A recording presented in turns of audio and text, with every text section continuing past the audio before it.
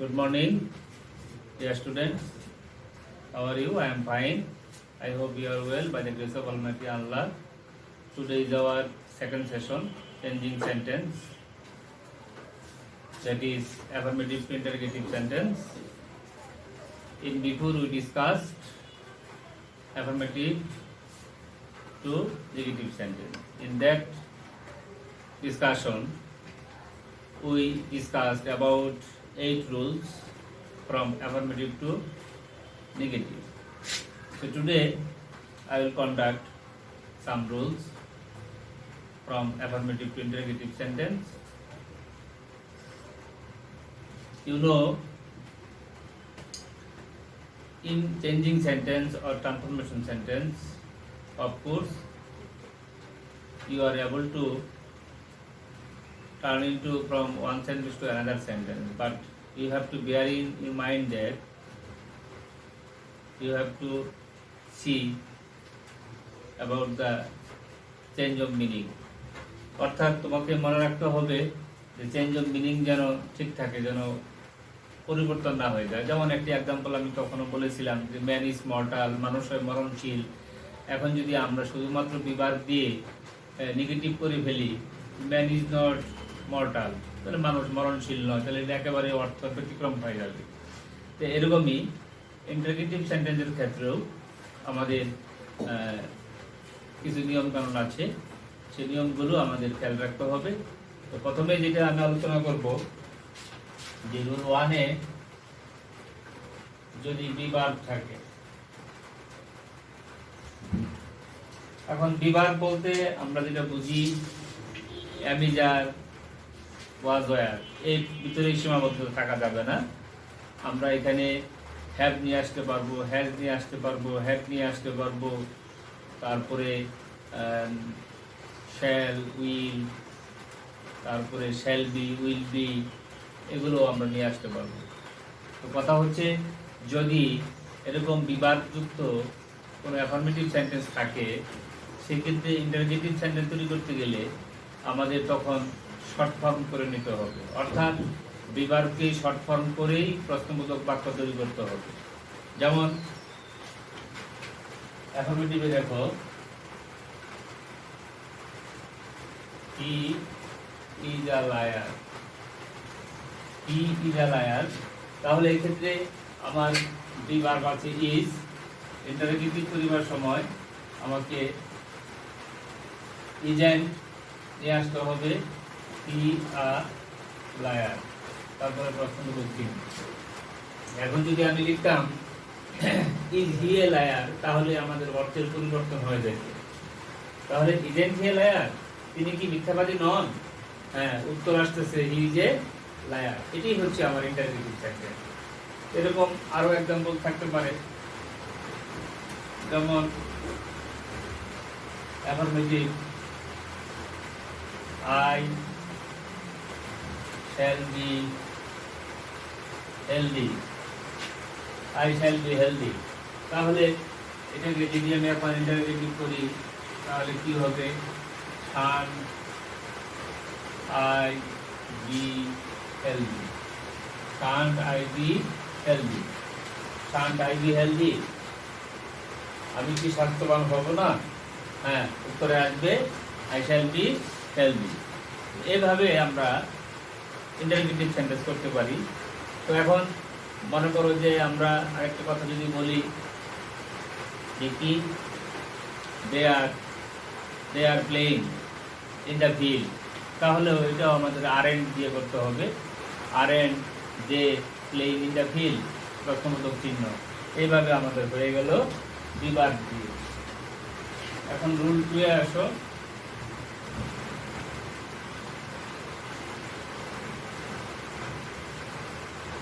Rule 2 হচ্ছে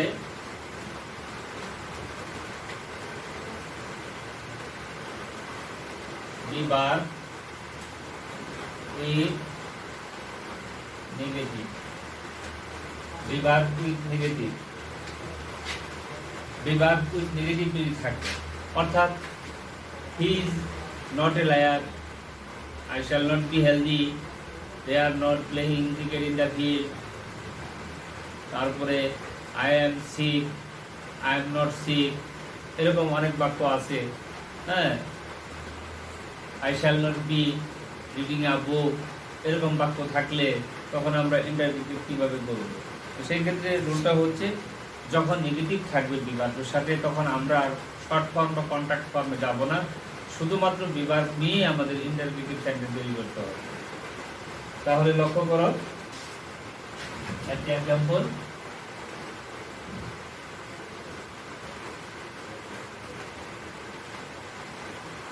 he will not do the sum, he will not do the sum।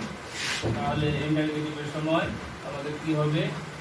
will he do the sum, will he do the sum, এইভাবে আমরা প্রশ্নবোধক বাক্য তৈরি করতে পারব। তাহলে এরকম যদি আমরা করি তাহলে সেটা ইন্টারভিউ সেন্টেন্স হয়ে যাবে। এখন রুল 3 তে আসো।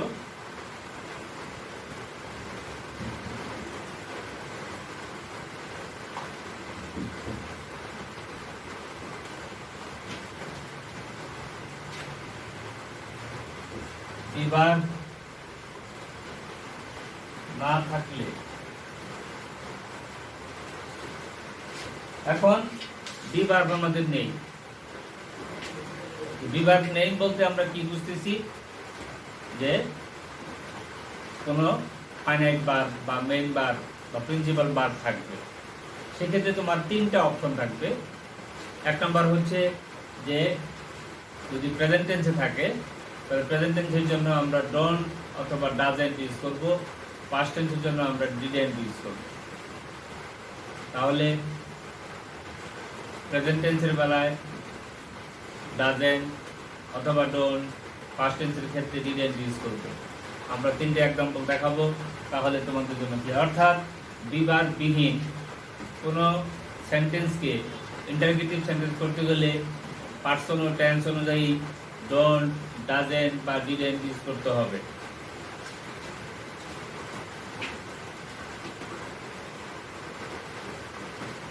যেমন affirmative, he digs the soil, he digs the soil। এখানে দেখো কোনো বিভাগ নেই, বিভাগ যেহেতু নেই এখানে আমাদের ডিগস আছে প্রেজেন্ট টেন্স, তাহলে আমরা এটা ধরে নিয়েছি সাবজেক্ট থার্ড পারসন সিঙ্গুলার, তার জন্য আমাদের ডাজ, ডাজ থেকে ডাজেন্ট। তাহলে এটা স্ট্রাকচার কি হবে? শুরুতে আমাদের ডাজেন্ট, তারপরে subject he, base form verb হবে ডিড, অবজেক্ট হচ্ছে দ্য সয়েল। এই হচ্ছে আমাদের doesn't he dig the soil, doesn't he dig the soil. বুঝতে পেরেছো? আচ্ছা, আরেকটা এক্সাম্পল দেখো,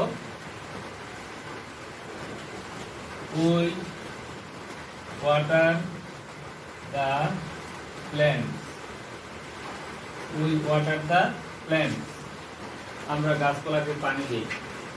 এটা ওয়াটার ভার্ব হিসাবে পড়ছে এবং present tense third person plural, সুতরাং এখানে আমাদের ডু থেকে ডোন্ট ইউজ করতে হবে। তাহলে ইন্টারোগেটিভের সময় আমাদের কি হবে? এখন don't we water the plant, don't we water the plant. এইভাবে আমরা কি করতে পারবো? ইন্টারোগেটিভ করতে পারবো, don't we water the plant. এখন আবার লক্ষ্য করো আরেকটা example, they went to market, they went to market, তারা বাজারে গিয়েছিল। এই ক্ষেত্রে আমার ভার্ব হিসাবে ওয়েন্ট আছে, অর্থাৎ verb in the past form.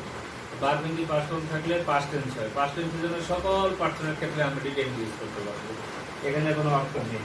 তাহলে ইন্টারোগেটিভ করিবার সময় তাহলে আমাদের শুরুতে হবে ডিডেন্ট, সাবজেক্ট হবে যে, মূল ভার্ব হচ্ছে গো টু মার্কেট।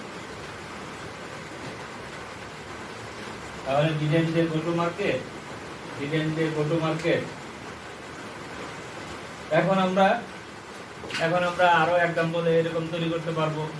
যেমন মনে করো আমি যদি একটা বাক্য বলি, the speaker spoke very highly, the speaker spoke very highly, তাহলে স্পোক আছে, এটা হলো ভার্বের ইন দি পাস্ট ফর্ম, তাহলে didn't the speaker speak very highly, এভাবে তৈরি করতে পারবো। এখন যদি আমরা বলি we read a book present tense, তাহলে কি হবে, ডোন্ট উই রিড আ বুক। এখন যদি বলি হ্যাঁ যে the women cooks rice, the women cooks rice, তাহলে এটা present tense third person singular, doesn't the women cook rice, doesn't the women cook rice, এইভাবে আমরা ডোন্ট, ডাজেন্ট বা ডিডেন্ট ব্যবহার করতে পারবো। এখন পরবর্তী রুলে আসো।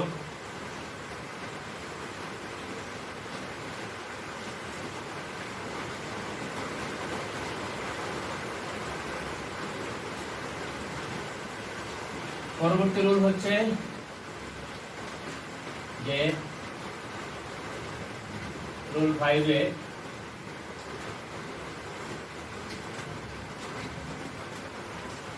নাথিং, কখনো কখনো কোনো সেন্টেন্সে নাথিং থাকতে পারে, তো যদি নাথিং থাকে তাহলে সেই ক্ষেত্রে আমাদের এনিথিং ব্যবহার করতে হবে, নাথিং থাকলে এনিথিং ব্যবহার করতে হবে। তাহলে I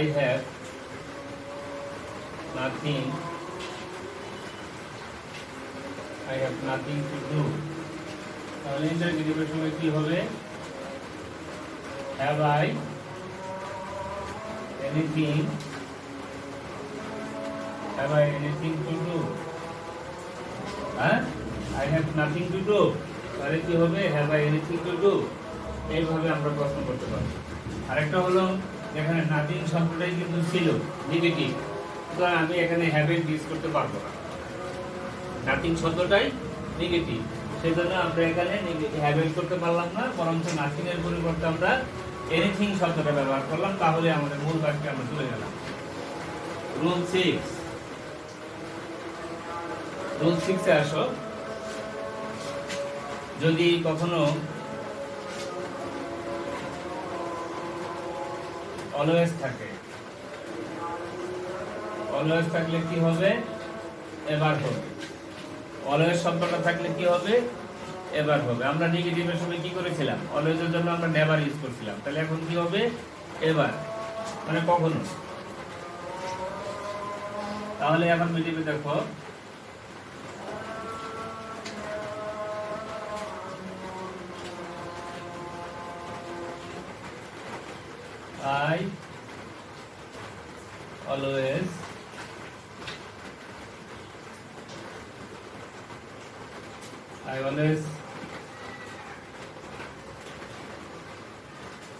I always like to go abroad.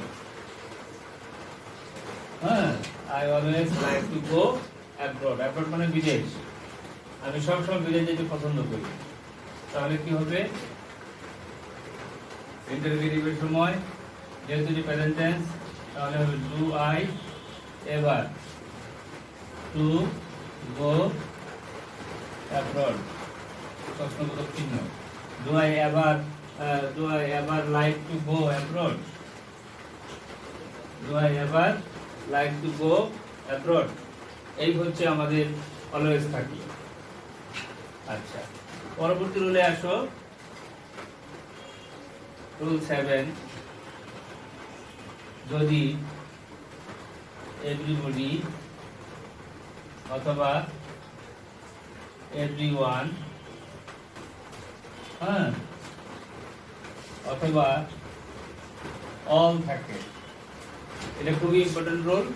যদি কোনো অ্যাফার্মেটিভ সেন্টেন্সে বডি থাকে, এভরিবডি, এভরিওয়ান, তারপরে তোমার অল, এরকম সাবজেক্ট থাকলে তখন আমাদের সরাসরি হু ডাজেন্ট ইউজ করতে হয়, তখন সেখানে আমাদের হু ডাজেন্ট ইউজ করতে হবে, তারপরে কি হবে, মেইন ভার্ব, তারপরে অন্য বিষয়। আবার গ্রামারে এই সকল body, somebody, someone, everyone, everybody, এই সকল ওয়ার্ডগুলি যখন সাবজেক্টে ব্যবহৃত হবে তখন তোমার এরা কিন্তু থার্ড পারসন সিঙ্গুলার রূপে ব্যবহৃত হয়। যেমন আমি যে কথাটা বললাম যে হু ডাজেন্ট, এই জন্য এই নিয়মটা আসলো। তোমার লক্ষ্য করো অ্যাফার্মেটিভের বেলায় এভরিবডি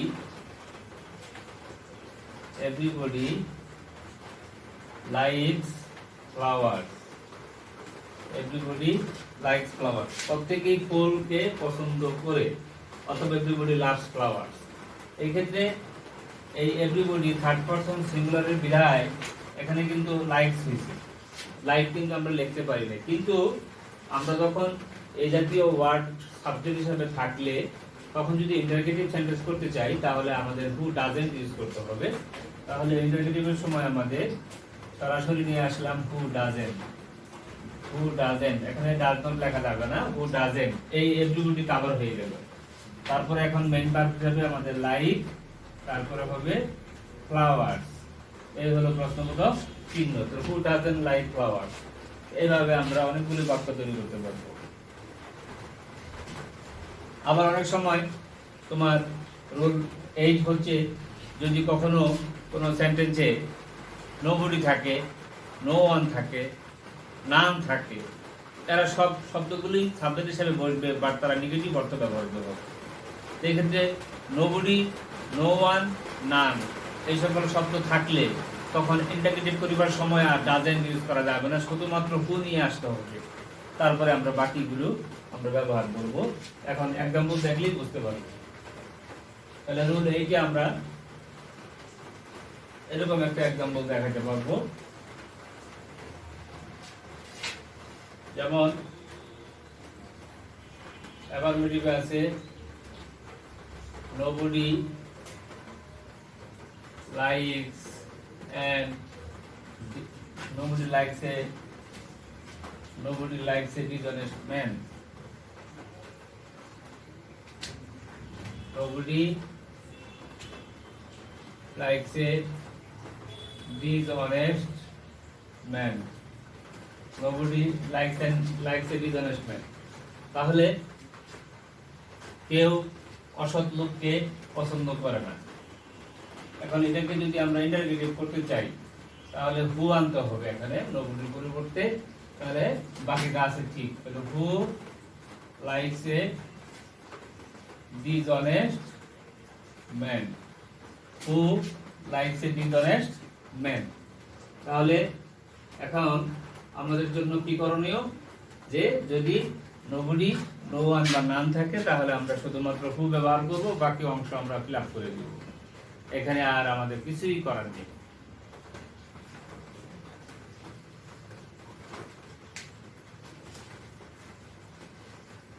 তাহলে আমরা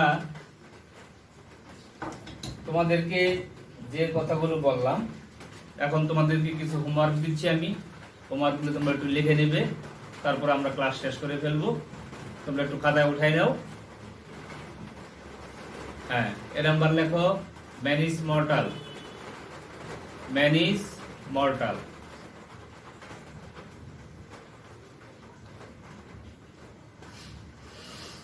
B number,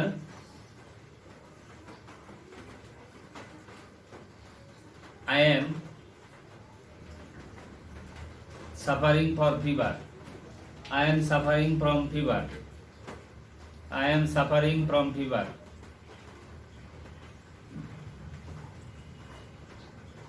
C number, he won't go there. He won't go there. He won't go there.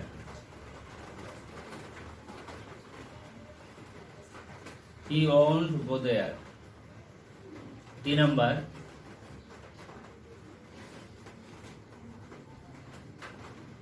people build their houses to remain safe. People build their houses to remain safe. People build their houses to remain safe. People build their houses to remain safe. Haji Muhammad Mohsin, next number, Haji Muhammad Mohsin, Haji Muhammad Mohsin spent, spent a lot of money Haji Muhammad Mohsin spent a lot of money for the poor people.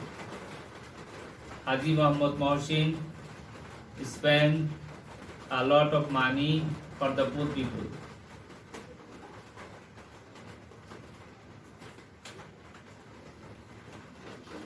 Next number, everyone feels tired. Everyone feels, F-E-E-L-S, feels, tired, T-I-R-E-D. Everyone feels tired. Everyone feels tired.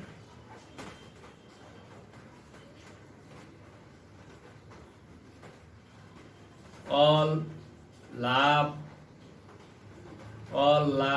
an honest man. All love an honest man. All love an honest man.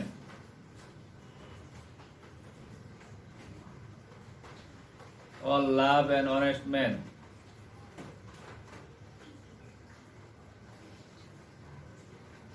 None can help me. None can help me. None can help me. None can help me.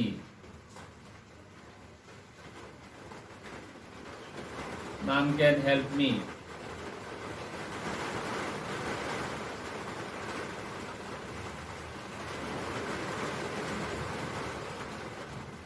Every man hates a liar. Every man hates a liar. Every man hates a liar.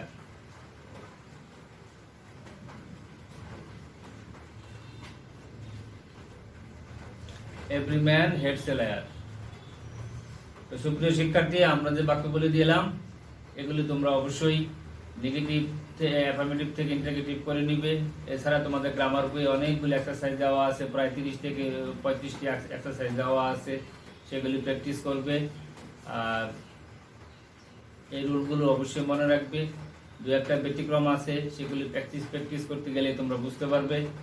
ঠিক আছে, যেমন it is a matter, it is a matter দিয়ে থাকতে পারে, তখন সেখানে what do use করবে। It is a matter থাকলে হোয়াট ডু দিয়ে ইউজ করতে হবে, তাহলে হয়ে যাবে। তো তোমাদের জন্য পরামর্শ হচ্ছে, যেহেতু বিদ্যালয় বন্ধ, তোমরা অবশ্যই বাসায় থাকবে, স্বাস্থ্যবিধি মেনে চলে অবশ্যই এই পড়াশোনায় তোমরা জড়িত থাকবে। স্বাস্থ্যবিধি মেনে ভালো থাকো, সুস্থ থাকো। আল্লাহ হাফিজ।